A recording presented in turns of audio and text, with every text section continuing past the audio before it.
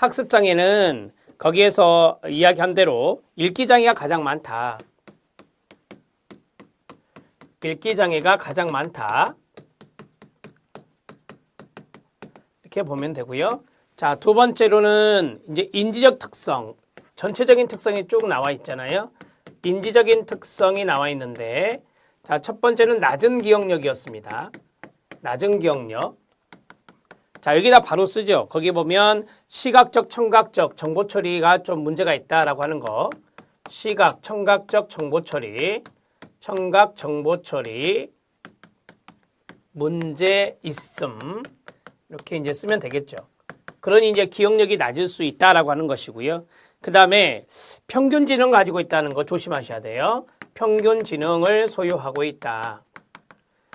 지능이 낮은 경우도 있겠지만 평균 지능을 가진 사람도 학습장애를 보일 수 있다라고 하는 것이고요. 자, 그 다음에 정서적인 부분, 특성, 그 다음에 뭐 사회적인 특성, 그 다음에 신체적 특성이 있습니다. 자, 정서적인 특성에서 거기 보시면 자신감 결여라고 하는 거, 그 다음에 위축, 그런 것들이 나와 있습니다.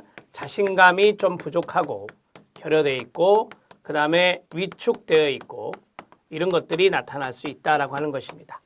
사회적인 것은 이제 좀 거부당할 수 있다라고 하는 거죠. 거부당하는 경우 있다. 이렇게 보시면 되고, 신체적인 측면은 운동장애적인 측면을 나타냈죠. 운동 능력의 부족이요. 운동 능력의 부족. 그래서 손으로 다루는 거 이런 것들을 좀 잘 못한다라고 하는 측면을 이야기하고 있습니다. 이 정도만 쓰시죠. 이 정도만 써놓으시면 됩니다. 자, 7번째는 스트레스 호르몬이라고 불리는 콜티솔입니다. 이 콜티솔은 거기 보면 2번에 콩팥, 즉 신장이라고 하죠. 키드니라고 하는 신장인데요. 신장의 부신피질에서 분비되는 스트레스 호르몬이라고 합니다. 이 2번이 시험에 나온 거라 먼저 말씀드렸고요. 별표.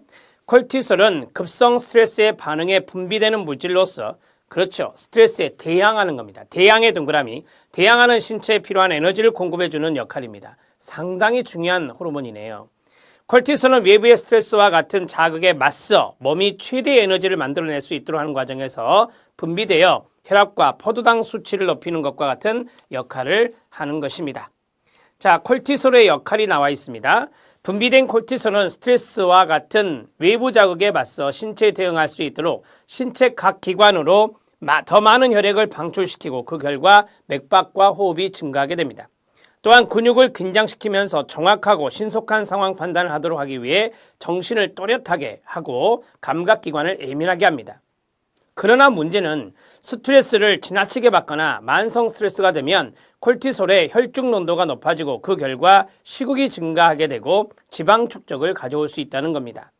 혈압이 올라서 고혈압의 위험이 증가하게 되고 근조직의 손상도 야기될 수 있습니다.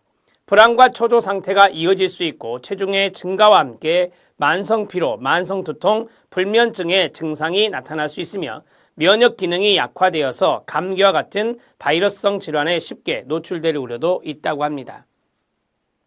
그러니까 처음에는 외부 스트레스에 맞서서 신체적으로 이러한 것들을 대항할 수 있는 능력, 그런 것들을 갖게 해주는 게 콜티솔인데, 이게 이제 스트레스가 너무 과다하거나 지속됐을 때는 이제 문제가 발생할 수 있다라고 하는 것이죠. 이러한 것들이 바로 콜티솔이라는 호르몬이 된다. 이렇게 정리하시면 돼요. 그러면은 우리가 공부해야 될 것은 뭐냐면 스트레스와 연관된 호르몬을 바로 연결하면 돼요. 그래서 스트레스 콜티솔이고요. 이 콜티솔은 신장에 부신피질이 있는데요. 그 신장의 부신피질에서 분비되는 것이다 라고 합니다. 자, 신장의 부신피질에서 분비된다 라고 보시면 되겠고, 자, 그 다음에 두 번째 하나만 더 쓴다면 이 스트레스에 대한 대항력, 스트레스에 대한 대항력으로 작용하는 겁니다. 대항력으로 작용한다.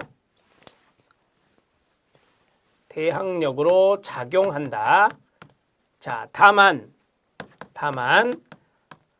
스트레스가 과도할 때는, 과도한 스트레스의 경우 스트레스의 경우 콜티솔은 부작용을 낳을 수 있다라고 했습니다. 콜티솔은 부작용이 야기될 수 있다. 자, 정리가 됐습니다. 이렇게 하나 적어 놓으시면 됩니다. 필기시험에서 출제가 된 것이고요. 자, 넘어가겠습니다. 8번째, 반사회적 성격 장애의 개념과 요인. 많이 배웠던 거죠. 이 교재 안에 있는 것으로 충분합니다. 사회의 정상적이고 일반적인 규범에 맞추지 못하고 끊어봐요. 그러면 규범에 위배되는 거 아닙니까?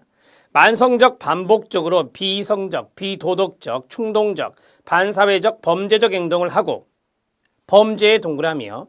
남의 권리를 무시하거나 침해하고 더 나아가 남을 해치는 행동 등을 나타내는 장애를 반사회적 성격장애라고 합니다.